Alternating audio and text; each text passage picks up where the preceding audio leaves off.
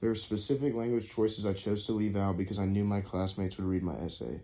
Some of these I chose to leave out was the racism, homophobia, and misogyny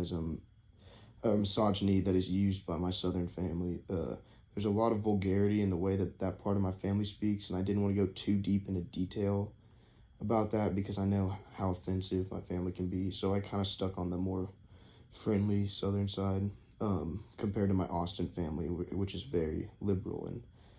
And I chose to include a great amount of detail about my Southern slang versus city slang because so the reader could really get an idea on how differently I speak based on my environment. I took risks with some of these phrases and slangs because that I used because they could be considered inappropriate and offensive.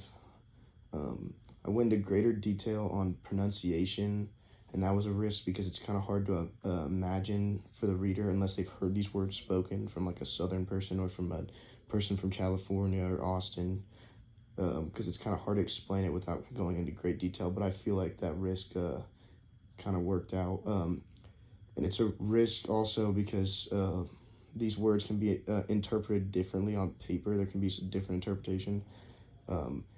My audience affected my language choice because I was hesitant to include certain language that could be misunderstood or misconstrued.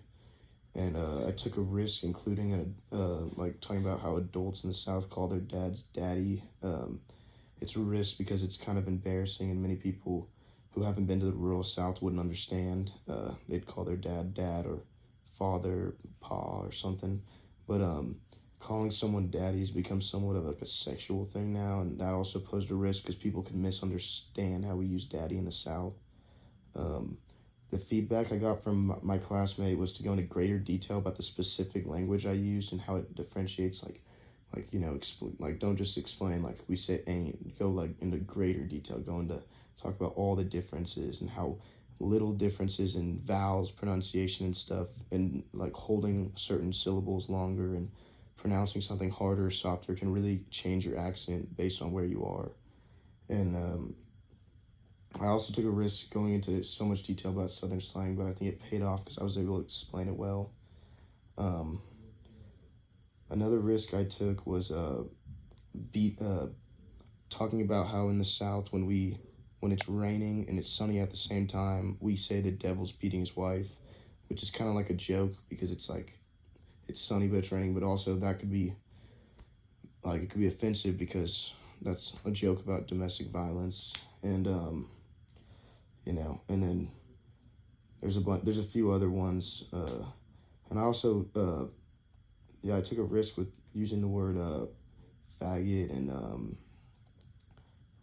other offensive language like that because even though I myself don't say that, I hear it a lot in the South, and using words like retard and stuff. I try not to say that, but in the South, those words are really common. And in Austin, I would use a word like mentally challenged or homosexual person. I wouldn't say, I wouldn't have a derogatory term, which there's a lot more derogatory terms in with my Southern family than with my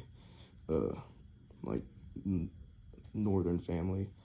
But yeah, I think the risk paid off, and the feedback was helpful, and it was a really good project. I learned a lot about how differently I speak. I didn't even realize until I started writing that based on where I am in Texas, my accent changes, the way I speak, the phrases I use, everything changes.